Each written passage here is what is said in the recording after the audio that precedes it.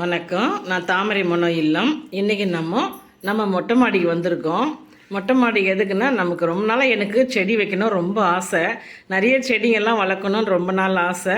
அதில் வந்துட்டு சரி முதல்ல நம்ம எதனா ஒன்று வளர்க்கணுன்னுட்டு செடி வாங்கிட்டு வரலான்னு பார்த்தோம். செடியாக வாங்கி அதை வைக்கிறதுக்கு முன்னாடி முதல்ல கீரைங்க வீட்டில் போடலான்னுட்டு இப்போ இந்த பையும் அந்த கீரை விதை வாங்கிட்டு வந்தோம். அவங்களாண்ட நாங்கள் சிறுக்கீரை விதை கேட்டோம். அவங்க பருப்பு கீரை விதை கொடுத்துட்டு இருந்தாங்க.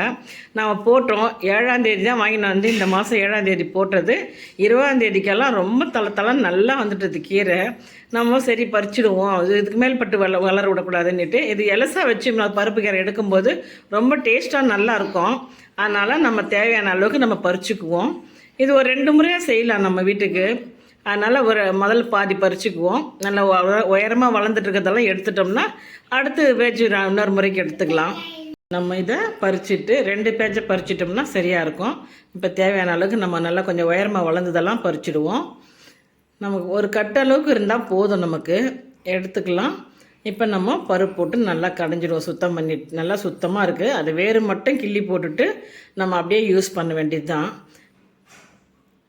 இப்போ வேறு கட் பண்ணிவிட்டு நம்ம அலசி குக்கரில் போட்டுக்கலாம். ஒரு பாத்திரத்தில் போட்டு நல்லா தண்ணி ஊற்றி அலசிடுவோம். குக்கரில் வந்துட்டு நம்ம தேவையான அளவுக்கு துவரம் பருப்பு போட்டுக்குவோம். ஒரு வெங்காயம், ஒரு முழு பூண்டு எடுத்துருக்கோம். இதையும் போட்டுக்குவோம். இப்போ இதுக்கு தேவையானது ஒரு 4 தக்காளியும் ஒரு 6 பச்சை மிளகாவும் போட்டுக்கலாம். இப்போ நம்ம கீரையை போட்டுடலாம். குக்கரில் கொஞ்சம் அது வந்துட்டு மஞ்சப்பொடி கொஞ்சம் போட்டுக்கலாம். இதுக்கு தேவையான பெருங்காயம் போட்டுருவோம். போட்டு நம்ம குக்கர் லாக் பண்ணிவிடுவோம். வச்சு ஒரு 3 விசில் வச்சு எடுத்துக்கலாம். இப்போ இதுக்கு நல்லா வந்து கடைஞ்சிக்கலாம்.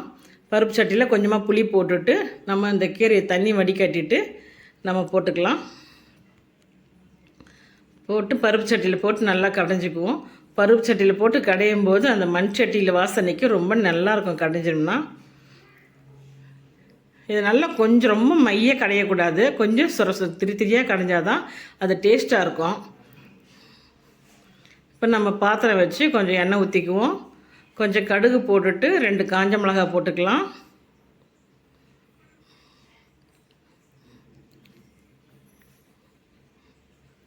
போட்டு நல்லா பொரிஞ்சோடனே நம்ம கடைஞ்சி வச்சுருக்கிறத தூக்கி ஊற்றிடுவோம்.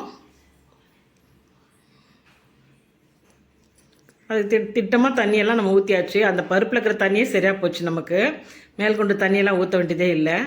இப்போ சுவையான கீரை ரெடி ஆகிட்டுது. நம்ம சாப்பாட்டில் போட்டு சாப்பிட்றதுக்கு ரொம்ப டேஸ்ட்டாக நல்லா இருந்திருக்கும். இந்த வீடியோ பிடிச்சனா லைக் பண்ணுங்கள், ஷேர் பண்ணுங்கள், சப்ஸ்கிரைப்